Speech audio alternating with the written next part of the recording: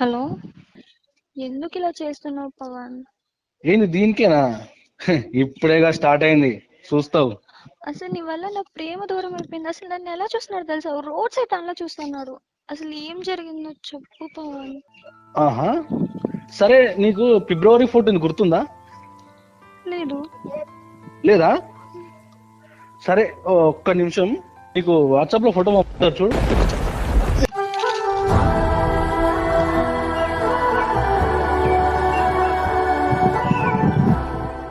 చూసావా? హలో, ఏంది రికార్డింగ్ ఇద్దామని చూస్తున్నావా? అది అవ్వదు, కానీ ఆ ఫోటోలు ఉన్నోనికి నీకు క్షమాపణలు కావాలా. ఒక్కసారి కాదు, జీవితాంతం కావాలి.